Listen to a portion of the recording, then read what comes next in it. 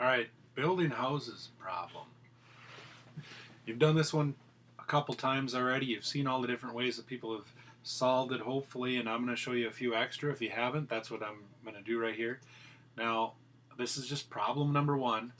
Same problem again. You have the architect building the same houses, 22 total on the three islands.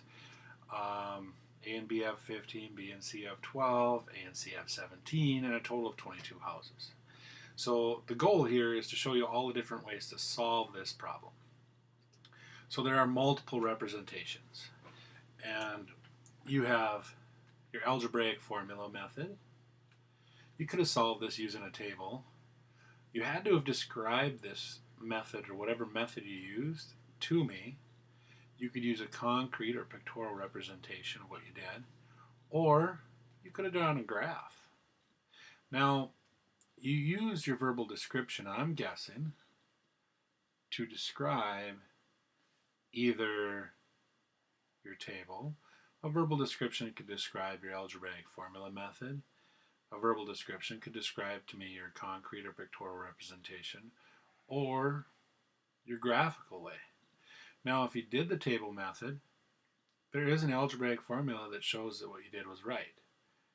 If you did the table method, there's a graph that can show what you did is right.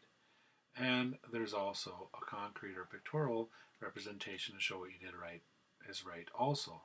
Now, if you did the algebraic formula, we know that there's a table and you could verbally describe it. There's also a concrete pictorial representation of that algebraic formula.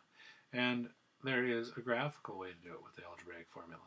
And if you did the graph, there's also the concrete pictorial and the rest of them. So they're all kind of intertwined. So some people, depending on how your brain works, the way you're brought up, things you've done before, whatever you've done whichever method that seemed natural to you is what I was hoping.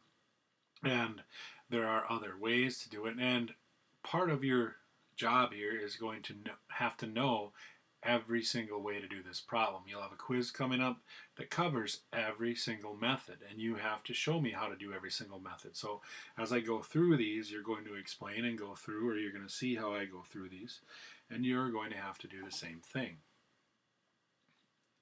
Now, concrete pictorial method. You pick three islands. So 1, 2, 3. You have island A, island B, and island C. Now A and B have 15 together. B and C have 12 together. And A and C have 17 together. And we have a total of 22 houses.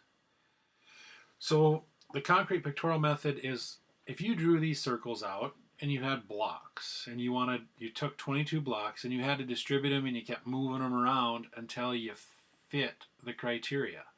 I'm going to use tally marks to do the same thing. So you can distribute them one at a time, or I'm going to start with 5. For 5, 1, 2, 3, 4, 5, 1, 2, 3, 4, 5. I know that I can put 5 at each because that's 10, this 10, this 10. 10 is not bigger than any of our numbers we have between the two islands. Now, my guess is, since A and B have 15 and A and C have 17, that A is probably the largest. If I added 5 to A, that'd make this one 15, so that's good. If I added 5 to A, that makes this one 15 also, which is still good. And these two are still 10, or 10, which is less than 12. So let me add 5 to A.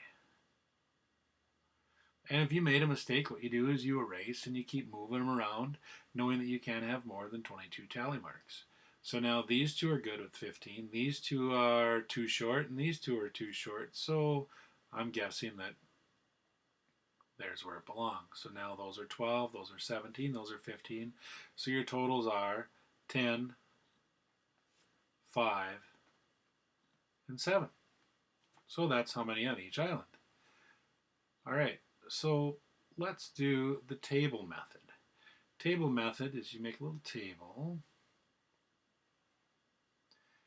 and you have A, B, and C. And I know that A and B together, again, have to have 15. B and C together again have to have 12. And A and C together have to have 17 total. Now, all you do for the table method is you pick a number, 5. Say 5. So 5, so if A and B have to have 15, that forces B to be 10. Okay, if this one's 10, that forces C to be 2. All right, well, we can add them up, and we know that that's 17, which is not close to 22. And we can also look at A and see that's 7. We're 10 short there. So let's pick another number, like 7. So 7 and 8 is 15. 8 and 4, so now that's increasing C, but 7 and 4 does not add up to 17. It's only 11. Let me try 10. That number's 10. That forces B to be 5. And if B is 5, that forces this one to be 7. Well, 10 and 7 is 17, and the rest I checked already, and if you add the 3 up, you get 22. So there's your answer. 10, 5, and 7. So there's your table method. Now, the next one is the graph method. Again, that's going to be similar to another one that we've done. I'll do 3 circles. And you have, let me erase that little mark I made. It'll let me. Okay. And you have island A, B, and C. But what I'll do this time is I'm going to draw lines connecting them. A and B have 15. B and C together have 12. And A and C have 17. And I still know my total is 22. Now, I use the total here to kind of help me figure this out. I know that these two share 15 houses together. And I know that all the houses add up to 22. But if these two have 15, I can just take 22 minus 15 and get 7. Because if these two, A and B, add up to 15, then C has to be 7 in order to make 22. Same thing here. If A and C add up to 17, what does B have to be to add up to 22? Well, then that would be, 5. And now you can either subtract them or go through the other way, but we know that that one is 12 between those two because 7 and 5 is 12. Makes this one have to be 10. So 10, 5, and 7 are our answers for the 3 islands again. Another way to represent. So then the last way here is algebraic. And we know that A plus B equals 15. I know that island B plus C has 12 houses. And I know that A plus C has 17 houses. So notice you add the 2 islands up, you get the total houses. You add the 2 up. Now the total houses on all the islands together would be just A plus B plus C. And that's 22. So the algebraic representation, a lot similar than a lot of the other ones too, but it's more of a algebraic. You see a lot of letters and symbols and numbers. So you take A plus B plus C. That's the total, right? Take this total, A plus B plus C, and I'm going to subtract off A plus B. Now, what I did here, A plus B plus C is 22, minus, what's A plus B? 15. So, look at this. A plus B plus C minus A plus B. So I'm really taking away the A plus B.